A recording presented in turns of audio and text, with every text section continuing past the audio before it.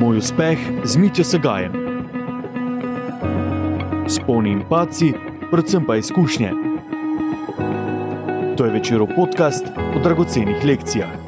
Za posel, za življenje. Lepo pozdravljeni v podcastu Moj uspeh, večerovem podcastu o vzponih in padcih, predvsem pa izkušnjah. To je podcast o dragocenih lekcijah. Za posel, za življenje. Moje ime je Mitja Segaj in v uredništvu Večera skrbim za podjetniške, poslovne in gospodarske vsebine. V prvi epizodi svežega podcasta Moj uspeh gostimo Marka Gorjaka, direktorja družinskega podjetja Orodjarstvo Gorjak in predsednika območne obrtno-podjetniške zbornice Maribor. Dobrodošli. Hvala. Veseli nas, da vas lahko gostimo v prvi epizodi tega našega podcasta, ker verjamemo, da je pri vas na vašem področju, vaši panogi pravzaprav izjemno pestro obdobje v tem času. Zato, če so kar aktualna, kaj vas najbolj zaposluje te dni, te tedne poletnega premora, je verjetno konec ali je sploh bil? Nekako smo si vzeli čas za počitnice, ker to je zelo pomembno v poslu, da si človek vzame malo odmora, zato da ima nek nov elan in nek nov zagon za nadaljevanje. Zdaj, kaj nas zaposluje? V bistvu nas zaposluje ogromno stvari že kar nekaj let. Zdaj, najbolj na udaru trenutno avtomobilska industrija, v kateri smo zelo prisotni, ampak to ni muha, ki se je zgodila včeraj, oziroma ni problem, ki je nastal včeraj, ampak je ta problem traja že kar nekaj časa. V bistvu je prva zgodba bila v času korone, je praktično prišlo do zaustavitve prodaje oziroma z velikega znižanja prodaje avtomobilov. Potem, ko smo že mislili, zdaj smo iz ta hudega ven, nas je doletela ta ukrajinsko-ruski konflikt, enormne povišanje cen energentov, enormno povišanje cene vhodnega materiala. Aktualne pogodbe, ki smo imeli sklenjene, jih nismo mogli povečati oziroma prekiniti, tako da smo nekako z temi pogodbami morali oddelati to, kar smo imeli naročeno. Zdaj pa se pravim, potem, ko je Evropska unija sprejela, da od leta 2035 naprej več ne bo motorjev na notranje izgorevanje, je praktično evropsko avtomobilsko industrijo prisilila v nek pospešen razvoj na področju elektrovozil, kar prebivalstvo ni sprejelo. Tukaj je več težav. Prva težava je vsekakor cena teh vozil, druga težava je infrastruktura, ki Evropa ni dorasla v tem trenutku, če gremo na to maso, na kaj so bile narejene projekcije.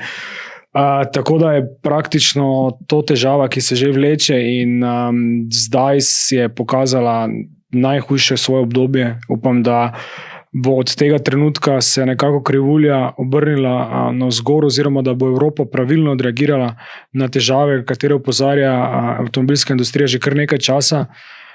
Tako da ogromno je nekih izzivov, s katerimi se soočamo, moramo iskati posel mogoče nekje v drugih industrijah, ki trenutno niso tako na udaru, kot je avtomobilska industrija. Je pa težava, da v drugih industrijah ni takšnih količin oziroma takšnih potreb, kot jih ima avtomobilska industrija, in posledično ne more toliko podjetij živeti od tega, kot lahko živi v avtomobilski industriji. Res je, stoletna panoga. Zdaj, kaj so sploh neki možni hitri ukrepi, recimo, ker neke stvari se komaj začenjajo. Napovedi Volkswagena o zapiranju tovarn, to je verjetno šele začetek nekega vala. Kaj so pa možni ukrepi, ki jih lahko recimo Evropa Jaz mislim, da bo Evropa morala konkretno reagirati v smislu tega, da se zoperstavi vplivu kitajskih vozil, ki prihajajo na evropski trg, in na nek način poskušati zaščititi evropsko industrijo, vendar je to dvorezen meč. Moramo vedeti, da evropska avtomobilska industrija hkrati živi od azijskih trgov. Ogromno vozil premijskega razreda se prodaja na azijskih trgih, kitajski predvsem. In na tem mestu zdaj, če bomo uvajali carine enostransko, se nam zna to vrniti z kontračinkom, da bodo pa Kitajci naredili enako tudi za naša vozila. Evropska, vendar pa mislim, da se lahko na nek način zadeva reši, da gremo v neko sinergijo, tako kot evropska avtomobilska industrija ogromno vozil proizvaja v Aziji, bi lahko ta trend obrnili mogoče na način, da bi prisilili Kitajsko, da pa začne odpirati tovarne še bolj pospešeno v Evropi, na ta način spodbudi evropsko gospodarstvo in pač na nek način uvede carine na uvozne dele, ki bi jih uvažali iz Kitajske, tako da bi potem praktično azijskemu oziroma kitajskemu trgu bilo manj v interesu, da te delo uvažajo iz Kitajske, ker podjetja, ki se trenutno odpirajo v Evropi, praktično v Evropi zaposlujejo ljudi, vendar pa evropska industrija, podporna industrija, ki bi morala biti dobavitelj tem podjetjem, zelo malo dobavlja njim, zaradi tega, ker se večina blaga pripelje še vedno iz azijskih trgov in to je za tista težava. Zdaj, na kak način bo Evropa znala odreagirati, kakšni bodo dogovori od zadaj, je težko reči, nisem dovolj pameten, nimam dovolj izkušenj na tem področju, vem pa, da je nekaj potrebno narediti, ker v primeru, če tega ne naredimo, bo evropska industrija imela velike posledice. Malo razmišljam, zdaj seveda Kitajci so se zelo okrepili predvsem na segmentu elektromobilnosti. Oni so nekako zdaj resno vstopili v igro šele na točki elektromobilnosti, po drugi strani seveda elektromobilnost na nek način že bumerang se vrača, seveda zaradi omenjene omejitev z infrastrukturo visokih cen. Je to lahko tudi neka rešilna bilka za Evropo, da mogoče pač po neki naravni poti, ker elektromobilnost verjetno takega prodora, kot zdaj kaže, kot je bil napovedan, ne bo doživela. Ja, moramo vedeti, da kitajski avtomobilski trg v segmentu elektrovozil ponuja bistveno ugodnejše cene, kot jih trenutno ponuja evropski avtomobilski trg. Napovedi Citroena, Renaulta in še nekaterih mogoče ne toliko premijskih avtomobilskih znamk napoveduje prihod cenovno ugodnejši oziroma bolj zanimivih vozil na evropska tržišča, ampak še vedno mislim, da je tu težava v infrastrukturi, ker je evropski kupec preveč, rečemo temu, len, da bi se ubadal za tem, na kak način kreirati svojo ruto, da bo prišel do neke končne točke. Pa vem, da je to mogoče samo enkrat na leto, vendar za nekega poprečnega evropskega kupca je to več kot dovolj. Zdaj, če v tem trenutku primerjamo rang vozila poprečnega slovenskega uporabnika, je razlika med trenutnim, se pravi motorjem notranje izgorevanje in električnim vozilom nekje cirka 15 do 20 tisoč evrov, kar pomeni, da pri neki poprečni porabi, ki jo ima poprečen Slovenec, če se pogovarjamo zdaj samo o Sloveniji, je to zadostuje za 10 let vožnje. V 10 letih pa moraš vozilo že tako ali tako zamenjati. Tako da v tem smislu mislim, da je zgolj cena tista kitajska, ki zdaj trenutno igra neko vlogo in pa trend. Zdaj, težave se bodo po mojem mnenju pojavljale še vedno v nekih velikih mestih, urbanih središčih, ker ne vem, na kak način se bo rešilo napajanje vozil z nekih stolpnic, blokov, kjer tako primanjkuje parkirnih mest in ja, to so veliki izzivi, pred katerimi je Evropa. Jaz mislim, da po mojem mnenju bo Evropa na nek način spremenila politiko, mogoče tudi v smeri, da ta datum 2035 nekako zamakne, ker je to mogoče edina hitra rešitev, ki je lahko učinkovita. Ker v naši industriji trenutno dobro delujejo zgolj podjetja, ki so še vedno prisotna zelo v motorjih na notranje izgorevanje, imajo praktično 21 izmen na teden in delujejo praktično za polno paro, medtem ko drugi, ki so bili pripravljeni hitreje tvegati in so imeli mogoče v vidu, da bodo z večjimi maržami dosegli neko boljši rezultat za svoje podjetje, so se pa opekli in so trenutno v velikih težavah. No, vi ste recimo v vašem podjetju prisotni, ne glede na to z orodji, ki jih izdelujete, ali gre za elektromobilnost ali za motorje z notranjim izgorevanjem, tu se ni nič recimo spremenilo. Ja, pri nas je težava v tem, da mi delujemo praktično na čisto vseh področjih, ampak v zadnjih nekaj letih smo mogoče profitirali na način, ker je bil razvoj toliko hiter v elektrovozilih in pa v hibridnih vozilih, da je bila potreba po naših produktih oziroma po naših storitvah oziroma izdelkih nekoliko višja, kot mogoče bi bila sicer, zaradi tega, ker so morali vse te produkte nekako spraviti na trg. Zdaj pa se je pojavila težava, da ni količin in praktično ni ponavljajočih se teh istih projektov, medtem ko za obstoječa vozila z notranjim izgorevanjem obstajajo pa zaloge naših produktov še odprej in v tem meri zdaj ne pride toliko do izraza. Druga težava je v tem, da zaradi enormnih težav v času energetske krize, ki se vleče še danes, predvsem na nemškem trgu, je ogromno podjetij že razglasilo prisilne poravnave oziroma stečaje. Sami smo v letošnjem letu doživeli že 2 takšna primera z naših kupcev in to posledično pri nas povzroča težave z denarnim tokom in z nekim normalnim poslovanjem. Vsekakor nismo še v nobenih težavah, imamo še vedno dovolj rešitev in načinov, da praktično pridemo skozi to, ampak je pa na nek način malo tečno se skozi ukvarjati z nekimi težavami, da praktično se ne ukvarjaš samo direktno z nekim poslom, razvojem, napredkom, ampak praktično gasiš požare, kjer pač najbolj gori. Kaj mora zdaj politika narediti, recimo zato, da bi vam bilo v tem trenutku lažje, ne vem, na nacionalni ravni, na evropski ravni? Se pravi, na evropski ravni kot tako mislim, da bo potrebno zdaj Evropska centralna banka je danes že odreagirala za 0,6% znižanjem obrestne mere, ampak mislim, da bo potrebno te obrestne mere še znižati, zato da se potrošnja dvigne, da praktično evropski trg podpre evropsko industrijo in jo potegne naprej. To je prva zadeva. Druga zadeva, kot sem rekel, je po mojem mnenju potreba zamakniti ta datum glede prepovedi proizvodnje motorjev na notranje izgorevanje. To je nek ukrep in pa, kot je gospod Draghi v svojem poročilu zapisal, mislim, da bo Evropa morala ogromno denarja vložiti v to, da se moderniziramo, da se zautomatiziramo, da pridemo do tega, da dejansko spet postanemo nek lider industrije, kot smo včasih bili, ne da pač to izkoriščanje, ki smo mu bili priča z cenejših trgov, se pravi iz Kitajske oziroma iz celotne Azije, in smo jim praktično vso znanje dali bolj kot ne zastonj in zdaj se nam po drugi strani ta bumerang vrača v glavo in imamo zaradi tega težave. Kar se tiče pa slovenske regionalne politike, pa mislim, da mora politika dobro razmisliti o tem, na kak način razbremeniti delo. Vemo, da je delo v Sloveniji 4. najbolj obdavčeno ali 5. najbolj obdavčeno v Evropi.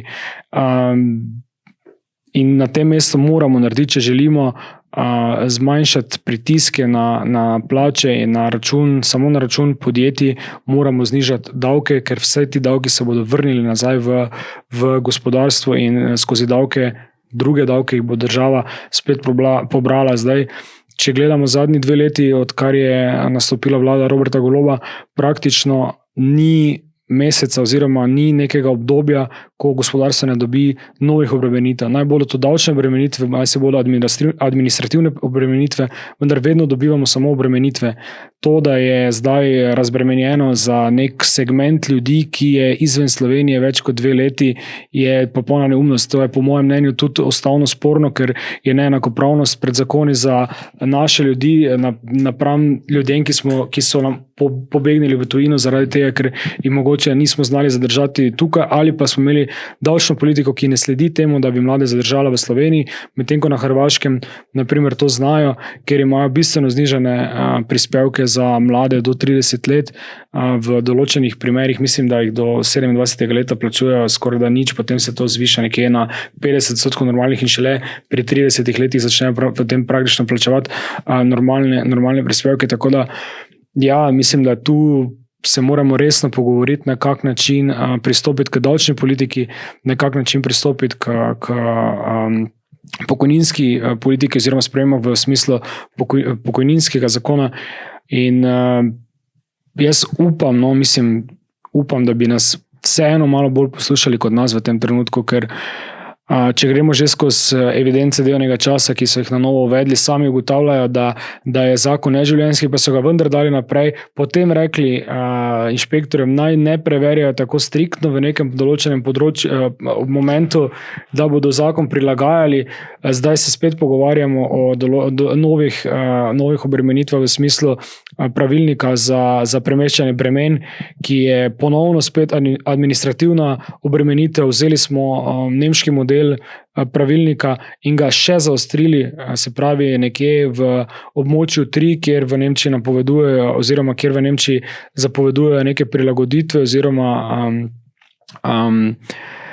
izboljšave, jih imamo mi že rdečo cono, kjer moramo dodatne zaposlitve dajati in predlog ministrstva je, da vkolikor se pojavijo to, naj se prične z rotacijami ljudmi oziroma z dodatnim zaposlovanjem na trgu dela, pa vemo, kakšna je situacija tudi znotraj podjetij, da neke rotacije niso najbolj možne, že zaradi tega, ker se ljudje temu upirajo in jaz ne vem, jaz upam, da bo nekdo spregledal, da jim nočemo nič slabega, ko jim dajemo predloge, ampak da samo želimo, da so ti njihovi zakoni oziroma da so zakoni Slovenije nekako smiselni in da gredo za dobrobit gospodarstva in za dobrobit družbe, ne da nas omejujejo na vsakem koraku in nam dajo dodatne obremenitve. Super sporočilo, to so neke stvari se zdijo tako preproste, ampak kljub temu se ne zgodijo, res upamo, da to pade na plodna tla. Super istočnica tudi za nadaljevanje, ker ravno te izzive na trgu delovne sile želel nasloviti, to se mi zdi, da je zdaj za vsakega delodajalca, kar ste tudi vi, še posebno velik izziv. Nove generacije na trgu dela, nove zahteve, nove prilagoditve, kak je danes? Ja, jaz mislim, da se pravim, še enkrat se bo navezal na gospoda Dragija, ki je v svojem poročilu izjavil oziroma nekako zapisal, da se mora Evropa vrniti nazaj k svojim vrednotam, se pravi marljivosti, delu in disciplini. V Evropi in tudi v Sloveniji se v zadnjem času preveč pogovarjamo samo o tem, kaj so naše pravice, pozabljamo pa na dolžnosti. In pri generaciji, ki vstopa na trg dela v tem trenutku, je ravno to, po mojem mnenju, ena izmed velikih težav, da se iščejo samo neke pravice, neke možnosti za... Jaz razumem, da iščejo več prostega časa, razumem vse, tudi sam nisem toliko star, da tega ne bi mogel razumeti, ampak vseeno podjetje mora preživeti, mi smo na globalnem trgu prisotni, mi ne tekmujemo sami s sabo, ne tekmujemo z Švico, ne tekmujemo z ne vem kom, tekmujemo v nišnih produktih z res nekimi, se pravi za Švicarji, Američani in pa za nekimi drugimi mogoče velesilami nekega področja, ampak v osnovi pa imamo trg, kjer se borimo proti Češki, Poljski, Slovaški, Madžarski, Turčiji, celotnemu Balkanu in ljudje moji dragi, pač tam ni tega, koliko se v zadnjem času pri nas izpostavljajo vse te neke pravice in vse to neko iskanje mogoče,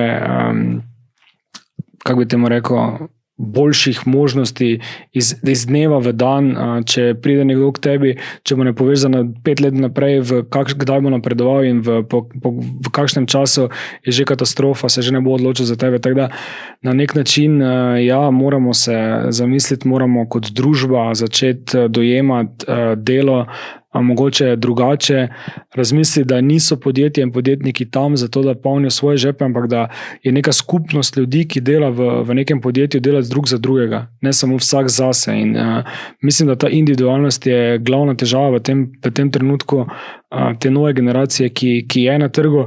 Zdaj, kaj se tiče pa trga dela zdaj na podravskem področju, mogoče ta celoten krč, kar se tiče predelovalne industrije, govorim samo za predelovalno industrijo, ki je neka, dajmo temu reči, glavna industrija Podravja, je ta krč mogoče nekoliko popušča, zato ker je vpliv te stagnacije oziroma minimalne rasti in za letos napovedane stagnacije na nemškem trgu in pa tudi posledično na drugih trgih ima tolikšen vpliv na to predelovalno industrijo, da ni več takšnih potreb po zaposlovanju. Če pogledamo mogoče kar nekaj rezultatov lanskega leta, zdaj, ko so prišle še revidirane bilance v objavo, vidimo, da so podjetja, kar pre nekatera podjetja doživela padec v lanskem letu, še večje padce napovedujejo za letošnje leto. Vemo, kaj se je zgodilo z Mariborsko livarno, ker sicer se je vedelo že kar nekaj časa, da zadeva nima srečnega konca, da je pač obsojeno na propad, pa vendar je to še nek dodaten izziv za Podravje. Jaz verjamem, da ti ljudje bodo dokaj hitro dobili zaposlitev, mogoče ne direktno v svoji branži, ampak bodo pač mogoče morali malenkost prilagoditi svoj poklic. Tako da ja, zdaj kar se tiče pa drugih panog, pa je vsekakor velika težava v zaposlovanju. Hvala Bogu je vsaj na tem mestu država prisluhnila Obrtni zbornici Slovenije in pa vsem gospodarskim organizacijam v smislu tega, da je olajšala zaposlovanje tujcev, ker praktično se nam v tem trenutku zvišuje število delovno aktivnih prebivalstva, bolj kot ne zaradi zaposlovanja tujcev, zaradi zaposlovanja lastne delovne sile, vsekakor ne. Je pa pač to težava, ki bo vedno hujša, nataliteta se nam manjša, po nekih podatkih Slovenija za normalno obstoj pokojninskega in pokojninskega zavarovanja in pa se pravi pokojninske blagajne in pa celotnega sistema pravic, ki ga imamo iz tega, pa tudi iz drugih zdravstvenih blagajn, vse skupaj potrebuje cirka 2,4 otroka na družino. Ne. Mislim, da smo nekje na 1,6, nekje tukaj. Ne. Tako da to bo vedno večja težava in pač Slovenija se bo morala v nekem trenutku sprijazniti, kar je v tem trenutku mogoče težko, da nas v lokalih ne bodo več stregli Slovenci, da se bomo morali na nek način tudi mi malo prilagoditi, kar se že v zelo veliki meri prilagajamo, mogoče celo malo preveč, da tujcev, ki pridejo v našo državo, na nek način ne mogoče prisiliti malo pregrob izraz, ampak na nek način napotimo k temu, da se asimilirajo, da se naučijo našega jezika mogoče hitreje, ker sam, ko potujem po svetu oziroma po Evropi, bilo katero državo pridem, se moram na nek način potruditi in se pogovarjati v njihovem jeziku. Mogoče se bo nekdo še potrudil, ker sem turist v angleščini, ampak drugače pa ne. Čeprav mislim, da ti tujci so bili po svetu že skozi prisotni. V Ameriku si prišel, pa več ljudi špansko govorilo kot angleško. Ne vem, vozniki avtobusov, strežba. Mi smo se pa vedno zmrdovali na tem, če nekdo ne zna slovensko. Ne pravim, da je problem v tem, da ne bi znal slovensko. Mora se pa na nek način potruditi, da se asimilira. Ne vem, v Nemčiji, če boš prišel na neko upravno enoto, se noben ne bo ti poslal 3 prevajalce, pa ne vem koga vse, da se bo stavil pogovarjal. Pri nas bi zdaj, ne vem, v Slovenski Bistrici vem, da je bil med drugim celo so nekaj zbirali podpise, da bi se učili albansko. Ja, so bile neke tovrstne informacije, ne vem, kako se je to končalo, ampak nekje ne smemo popuščati, da se strinjam. Na produktivnost bi se še malo navezal, ker mi ravno zadnjič en direktor tudi enega dobaviteljskega podjetja v avtomobilski industriji rekel, pri nas imamo 40 dni dopusta, pa še kar se pogovarjamo, kako bi jih imeli več. Ne vem, v Ameriki jih imajo 10, na Japonskem 12, v Koreji 8, pa jih še ne izkoristijo. To so velike razlike, ampak kljub temu malo več bomo morali verjetno narediti na produktivnosti, ampak da bi pa tako delali kot preostali svet, pa verjetno tega pa ne bomo dosegli. Jaz mislim, da je to povezano z enormnimi vložki v avtomatizacijo. Pač slovensko gospodarstvo se bo moralo na nek način začeti opremljati in zautomatizirati svoje proizvodnje, zato bo potrebovala neka sredstva.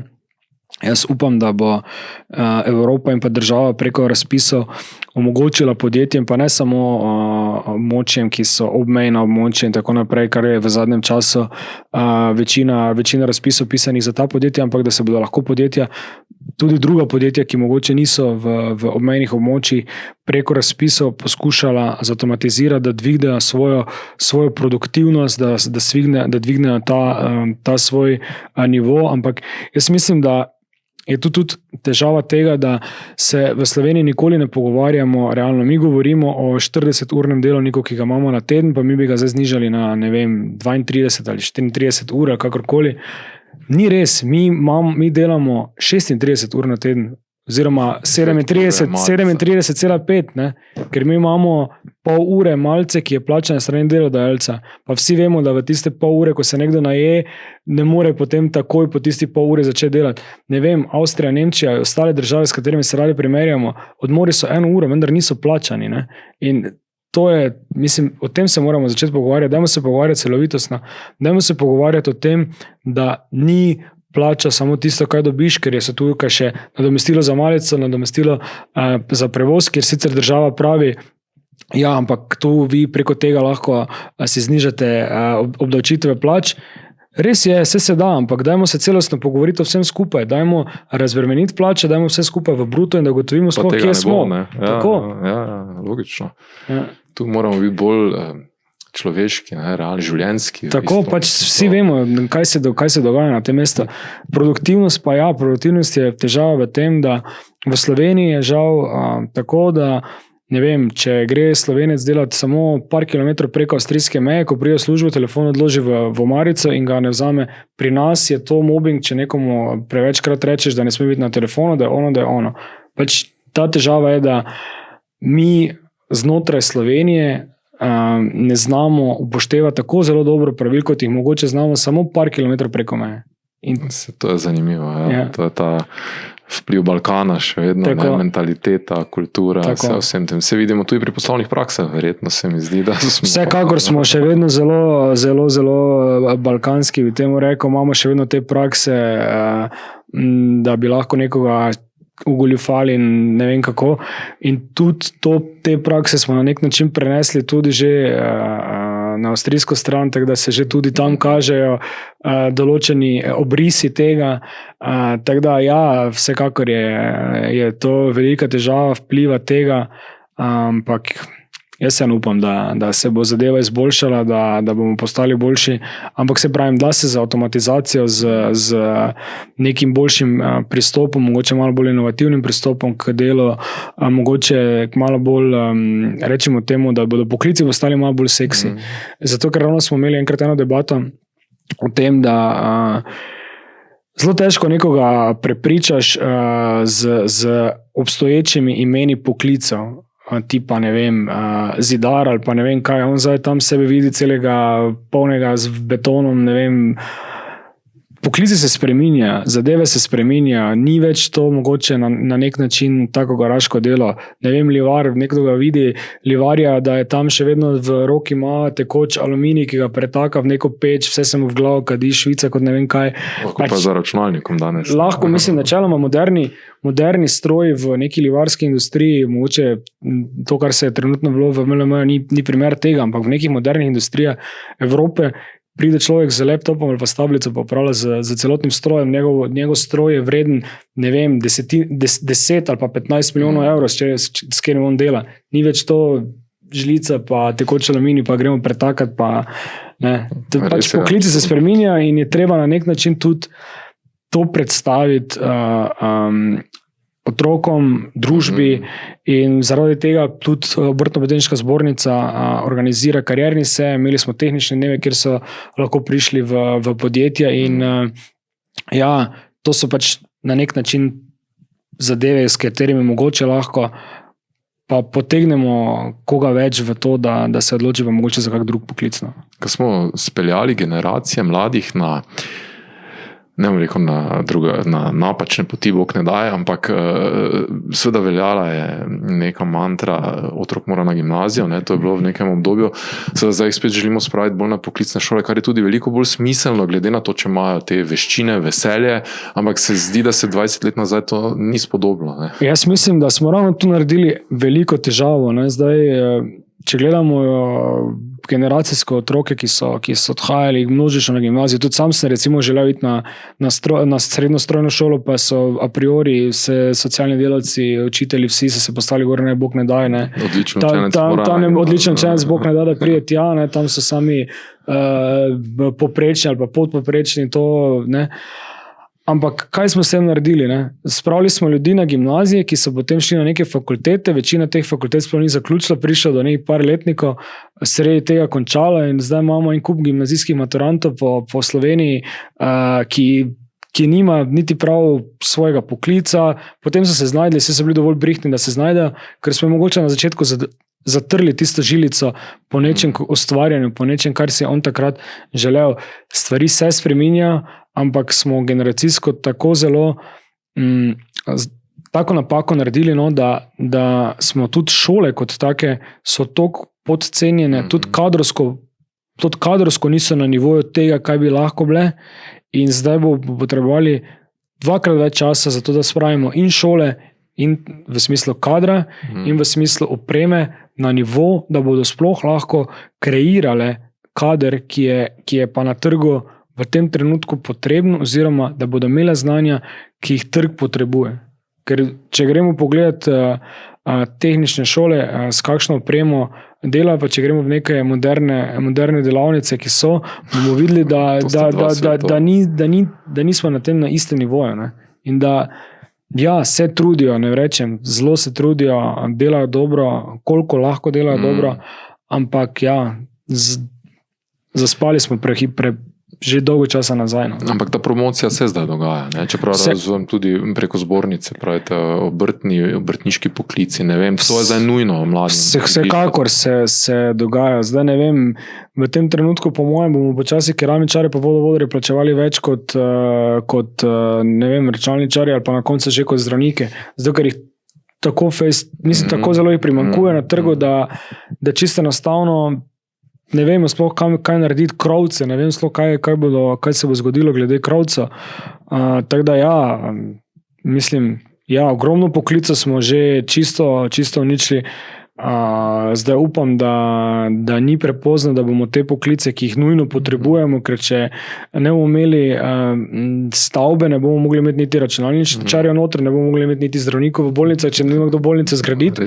Tako da te fundamentalne poklici bojo potrebni vedno in pač vedno dražje jih bomo plačevali, zaradi tega, ker bo vedno manj prisotni na trgu. Ne moreš preko računalnika zgraditi bolnice, nisi v Simsih, pač ne gre. Čeprav mlajša generacija si verjetno predstavlja ravno to. Ampak jaz se strinjam, kaj bi bil nek dober model na tem področju? Ne vem, v tujini, kaj so obrtniki, podjetniki, ki se vračajo potem kot kader v šole, pomagajo pri izobraževanju ali pač ponujajo ti dualni programi, ki se izvajajo, so neka praksa tujine, na kak način to izvajajo. Zdaj mogoče en dober model tega nekega lastnega izobraževanja kadra ima Magna v Gradcu, kjer sem videl, pač pravi, oni imajo šolo znotraj svoje tovarne, kjer so učitelji, kjer dobijo dejansko diploma za to. Mi pač v Sloveniji oziroma zdaj na podravski regiji nimamo nekega takega liderskega podjetja, ki bi to bilo zmožno narediti, da bi pač na nek način ustvarili nek sistem, ki bi bil zanimiv za to, da bi dejansko delovali v poklicu že od začetka. Ti dualni programi, ki so, je premalo zanimanja oziroma premalo je promocija, zato premalo je otrok, zato ni pa to unikum težava Slovenije. Jaz sem ravno bil na eni konferenci v Nemčiji, kjer smo se pogovarjali ravno o problematiki kadra imeli smo več modulov skupine, jaz sem znotraj skupine promocije poklica in pa težave na kak način mlade motivirati za poklice in praktično smo bili noter en kolega iz Švice, ogromno je bilo Nemcev, potem Avstrijci, jaz, Madžari in vsi praktično imamo bolj kot ne isto težavo. No. Teda ni za to unikum Slovenije, je to kar širši problem, ki ga moramo širše nastaviti, ampak se pravim, dajmo narediti poklice, ne samo, da govorimo o njih, dajmo jih mogoče drugače premenovati, dajmo jim neka drugačna imena, dajmo jim pokazati sploh, kaj to je, ker se pravim, otroci, ki so trenutno pred tem, da se odločijo za nekaj, njihovi starši so mogoče še v glavah nekje drugje, v nekih tovarnah, ki so včasih obstajale. Ne to, kar obstaja danes. Ne. Danes si predstavljam, zdaj, ko se pogovarjamo, en Hisense ali pa Krka, tudi mogoče Talum, Impol, ne vem, bi pa bili neka idealna okolja za približati. Vsekakor bi bili. Talum ogromno dela tudi na tem. No, mislim, se da, vsekakor se da, pač, ampak treba je na nek način spostaviti nek ekosistem tega, pokazati na kak način se da to narediti, mogoče prekopirati kaj iz tujine, ampak se pravim, potrebno je v prvi meri na promociji delati zato, da starše prepričamo, ker sej otrok v osnovni šoli se ne bo samo odločil zdaj najbolj kam bo šel, ampak je na nek način sugestija starša, da se odloči. Dobro obstajajo primeri za teh modernih vzgoj, kjer se otrok odloča že od prvega leta dalje vse, kaj bo delal, z nekimi permisivnimi vzgojami in tako naprej. Ampak pač starše in pa socialne delavce v šolah je na nek način treba in pokazati njim, da bodo videli sploh na kak način se zadeve razvija in mogoče bomo potem prišli do tega, da se bo zadeva obrnila pač na boljše, ampak ja, zaradi pač premalo otrok pa bomo vsekakor morali ta kader uvažati. Zdaj skot, ne vem, trenutno imamo to srečo, da smo še nekako kulturno pa v razdalji zelo blizu z Balkanom, ampak tudi ta balkanski bazen se totalno prazni, tako da pa tudi sami pogoji dela in pa plače, sploh Srbija, se pravi Beograd in tako naprej, predvsem Beograd, se enormno više pogoji se izboljšujejo. Tudi ta severni del Bosne, se pravi srbski bazen, se pravi Republika Srpska, se situacija izboljšuje, Sarajevo prav tako. Tako da jaz mislim, da zdaj ljudje, ki smo jih pripeljali sem, ker so se tu ustvarili družine, so tukaj že dali svoje otroke šolati, so v vrtci in tako naprej, ti se bodo s težavo vrnili zaradi tega, ker pač, ko si otrok ustvarja enkrat tu nek svoj ekosistem, bodo ga težko izpulili od tu, pa ga dali nekam drugam, ker niti ne pozna ljudi, tudi jezik mu mogoče ni najbolj blizu, ker vseeno se šola v slovenščini in tako naprej, ampak ja, bomo pa jih vedno z večjo težavo pridobivali iz Balkana k nam. Mogoče zaradi pogojev dela, mogoče zaradi neke discipline, kulture in pa pravil, ki se jih v Sloveniji vseeno držimo in jih spoštujemo, ampak slej ko prej se bo tudi to spremenilo, tako da ja, bomo morali potem, ne vem, se seliti v neke druge države, kot se že sedaj. Res je, nenehne spremembe. Ko smo zdaj pri družinah, že seveda družinsko podjetje vodite z dolgoletno, več desetletno tradicijo, izzivi nasledstva v družinskih podjetjih, to me zanima, to je nekako zelo aktualna tema vedno za družinska podjetja. Prvi prehod, najbolj nevaren, tvegan. Ja, mi smo zdaj tretji prehod nekako uspešno naredili, zdaj pri nas je vse skupaj začel moj pokojni dedek, nadaljeval je oče, midva z bratom smo zdaj v tretja generacija podjetju. Oče se je upokojil, sicer še prihaja v podjetje, vendar vedno manj. Tako da načeloma pri nas je to dokaj gladko potekalo, res da je bil ta prenos celotnega, da se in zaposleni navadijo in da vidijo, da ni za to nek bav, je trajalo kar tam slabih 10 let. Da je celotna zadeva pač prešla tako naprej. Ja, je pa to velika težava in tudi znotraj zborničnega sistema se ukvarjamo z prenosom lastništva, se pravi med družinskimi člani. Obstajajo tudi primeri, recimo, ko nek zaposleni, če tista oseba nima naslednika, prevzame posel. Zdaj na Japonskem, kot primer, je to nekaj čisto normalnega. Na Japonskem načeloma ni nujno, oziroma sploh ne prevzame družinski član, če se tega ne zasluži, ampak se načeloma prevzemajo celo tako, da prevzame tisti, ki je bil najbolj zaslužen za rast in uspeh podjetja. Tako da ja, zdaj težava je tudi v tem, da ogromno podjetij, ki ima mogoče naslednike, da njihova naslednja generacija ne želi prevzeti podjetja. Tako da na ta način se tudi znotraj zbornice ukvarjamo s tem, da tem podjetjem pomagamo mogoče na način, da podjetje prodajo ali pa, kot pravim, najdejo nekoga znotraj podjetja, ki je pripravljen to prevzeti. Jim damo vsa svetovanja, vse pravne nasvete in tako naprej, ki so podprti preko vavčerskega sistema, tako da pač tudi s tem nimajo nekih stroškov. In imamo kar nekaj uspešnih zgodb, kjer so podjetja prišla na naslednje generacije, večinoma je to bilo znotraj podjetij, obstajajo pa tudi primeri, ko ne. Tako da ja, to so veliki izzivi, s katerimi se podjetja soočajo, sploh zdaj. Je tu nek recept, podjetja, družine pišejo ustave, recimo, kako bo prenos nasledstva potekal. Ste vi, kaj je bila vaša izkušnja, kaj recimo je neka lekcija, s katero lahko postrežete? Jaz mislim, da vsekakor je družinska ustava nekaj dobrega. Ne gre se za to, da se znotraj družine, tista ožja družina, ki sta oče, mama, ne vem, hčera ali pa 2 sina ali pa ne vem koliko otrok, pri njih se bodo že nekako dogovorili, obstajajo pa, hvala Bogu, pri nas to ni težava, ampak obstajajo pa družine, kjer se preko žena ali pa možev, ki priženijo, ki pridejo v družino noter, znajo narediti problem. No. In ravno zaradi tega so te družinske ustave zelo, zelo dobre in navajajo pač dejansko pravila. Niso še v Sloveniji pravno zavezujoče. Jaz verjamem, da se bo to tudi spremenilo, da bodo na nek način se tudi lahko pravno za tem postavili. Ampak nastavijo pa pravila igre in ta pravila igre so mogoče ne še sedaj, ampak do bodoče generacije, ko pa prije potem že to do nekih širših dedovanj, recimo ne vem, na četrte generacije, recimo, ko bodo pa zdaj dedovali, ne zdaj več, kot je bilo v najnem primeru, mogoče 2, ampak 4 ali pa 6, ne vem koliko, je pa potem že to lahko velik problem, ne? Velik izziv. Ne?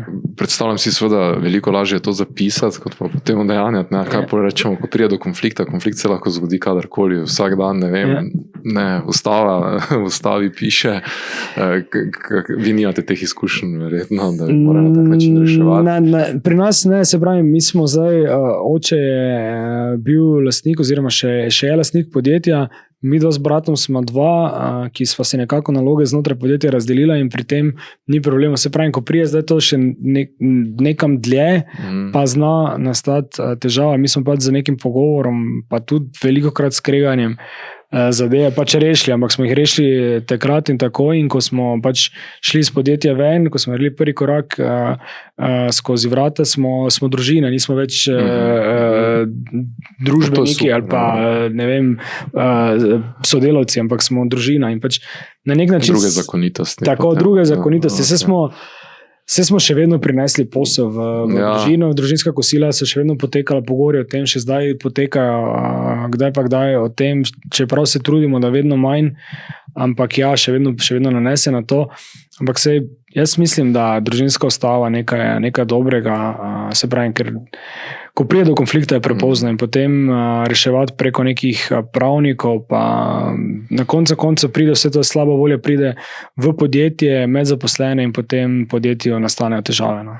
Kako dragocena je starejša generacija za mlajšo generacijo?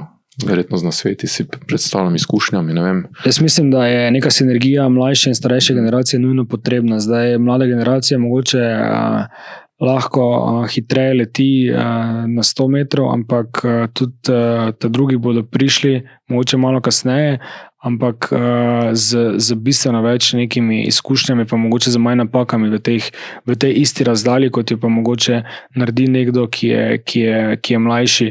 In zato je pač nujno potrebno, da se starejša in mlajša generacija med sabo nekako združi in sodeluje, ker eno z drugim, z novimi svežimi idejami najdemo mogoče pot k hitrejšemu cilju. Ta starejša generacija pa nas lahko opozori na možne napake, ki se nam lahko na tej poti zgodijo in jih mogoče lahko predvidimo, zato da ne pride do nepotrebnih dodatnih stroškov ali težav, ki lahko tudi vmes nastanejo. No? Se je podjetništva mogoče priučiti, katere so tudi najpomembnejše lastnosti podjetnika, ne? Za podjetništvo pravijo, da je mišica, ki potrebuje trening. Jaz mislim, da podjetništvo je nekaj, ne s čemer se ravno rodiš, ampak moraš imeti pa veliko željo za to, da postaneš podjetnik. Lahko se naučiš nekih veščin skozi šolanje, skozi lastne izkušnje, vsekakor se da, ampak moraš imeti pa tisti, mi rečemo, mindset podjetnika že od malega, da se nekaj tajega zelo želiš, ker ogromno ljudi je takih, ki obožuje svojo 8-urni delovnik in potem lahko pozabi na vse in ima svoj mir in konec. Pač podjetništvo tega ni. Podjetnik kot taki, za lastnosti, ki jih mora imeti, vsekako mora biti vztrajen. Vztrajnost je po mojem mnenju tista, ki je glavna vrlina. Mora biti razumevajoč tako do zaposlenih kot do svojih kupcev, ker če bomo zdaj znoreli ob čisto neki vsaki malenkosti, ki se bo nam zdela v tistem trenutku najhujša stvar, ne bomo daleč prišli, na koncu bomo ostali brez kupcev in brez zaposlenih, pa bomo sami sabo, tako da eno in drugo mora biti pa preudarno, pač moraš imeti na nek način dovolj žilice za tveganje, pa dovolj žilice, da pa veš mogoče kdaj pa raje kako priložnost si spustiš, ker je mogoče preveč tvegana v nekem danem trenutku. Ne. Vsekakor podjetnik more tvegati, ker brez tveganja ni napredka, ne. Če ne bi skozi živeli malo na robu, ampak moramo se pa tudi zavedati, kdaj pa mogoče, ker je stopnica preveč za nas, pa da ne uničimo vsega, kar smo naredili do tistega trenutka. No. Predvsem izkušnje, verjetno, da potem to, da veste, kje je rob in kdaj bo čez. Se mi zdi, da so bila zelo zanimiva. Če na uro pogledam, skoraj 1 ura. No? To odlično. Smo izbrali gosta, verjamem, da se strinjate. Poslušalci z nami. Zadnje vprašanje podcasta Moj uspeh. Seveda je neka tradicija, da v podcastih je vedno eno vprašanje za vse goste enako. Naše bi bilo, kaj je bila najbolj boleča, hkrati najbolj dragocena lekcija, ki ste jo dobili lahko iz posla, lahko je iz življenja, verjamem pa, da bo dragocena za poslušalce? Dobro vprašanje. Jaz bi rekel, da... Napaka, iz katere ste se največ naučili? Mislim, teh napak je v poslu ogromno. Vsaka ima nekaj svojega, vsake se nekaj svojega naučiš. Zelo težko vprašanje. Ne vem po pravici, kaj bi to lahko bilo. Mogoče da znaš ločiti posel in prijateljstvo v neki meri, da ne mešaš tega dvojega, zato ker če se boš opekel v poslu in krati v prijateljstvu, bo to bistveno bolj bolelo, kot če si se opekel samo v poslu. Teda, to je neka moja lekcija bila, ki me je dosti naučila, da pač tega dvojega ni zamešati. Smo sodelavci, imamo nek fair odnos, se lahko družimo, ampak eno in drugo, po mojem mnenju, ne gre skupaj, zato ker slej ko prej bo nekdo gledal na te kot na svojega šefa in potem pride do nekih težav in mislim, da to ni potrebno, da moramo to imeti te ločnice strogo ločene. Ni tako enostavno ločiti, kot verjamem, da tudi v družini ne. Najlepša hvala, Marko Gorjak, za gostovanje v prvi epizodi Večerovega podcasta Moj uspeh. Vabljeni tudi vi, poslušalci in gledalci, da se nam naročite na platformah za podcast ali na Večerovem YouTube kanalu. Vabljeni, da podcast ocenite, komentirate, predlagate nam lahko tudi goste, naše sogovornike. Več vsebin rubrike Moj uspeh najdete na vecer.com/Moj uspeh in pa tudi v naslednji tiskani prilogi, ki izide 30. septembra. Do naslednjič. Hvala. Srečno.